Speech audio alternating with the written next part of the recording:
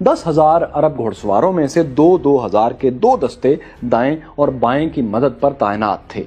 باقی 6,000 گھڑسوار ریزرو میں تھے، جن میں 4,000 کی کمان براہ راست خالد بن ولید کر رہے تھے۔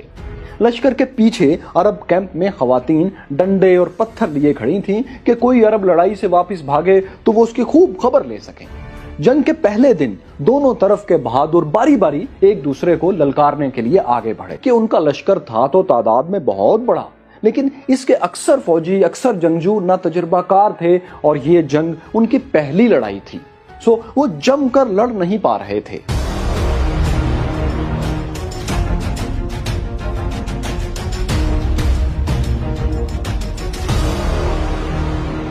عرب لشکر میں سب سے پہلے عمر بن العاص کے رائٹ ونگ والے فوجی میدان جنگ چھوڑ کر بھاگے، لیکن جیسے ہی یہ پیچھے کیمپ میں پہنچے تو وہاں ان کا واسطہ اپنی ہی خواتین سے پڑ گیا۔ وہ ڈنڈے اور پتھر اٹھائے اسی وقت کے لیے تو تیار کھڑی تھیں۔ انہوں نے خوب لان تان کی۔ عمر بن العاص کی پوزیشن تو مستحکم ہو گئی، لیکن اب یزید بن ابی سفیان کے تحت لیفٹ ونگ بائیں بازو والے فوجیوں نے بھاگنا شروع کر دیا۔ ان بھاگنے والوں میں ابو سفیان بھی شامل تھے، جو اپنے بیٹے یزید کی کمان میں لڑ رہے تھے۔ جب وہ اپنا گھوڑا بھگاتے ہوئے عرب کیمپ میں پہنچے تو جس عورت نے ان کا راستہ روکا وہ ان کی بیوی ہندا تھی۔ آپ ہندا اور ابو سفیان کے متعلق یقیناً بہت کچھ جانتے ہوں گے۔ دونوں پہلے اسلام کے سخت خلاف تھے، لیکن فتح مکہ کے وقت وہ مسلمان ہو گئے۔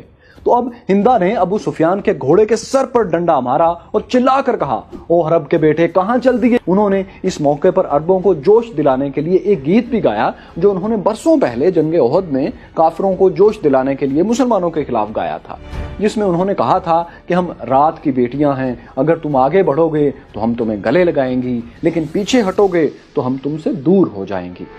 تو عورتوں کے جوش دلانے پر یزید بن ابی سفیان کے لشکری لوٹ آئے۔ اس دوران خالد بن ولید رائٹ ونگ کی مدد کر کے اب لیفٹ ونگ کی طرف آ گئے۔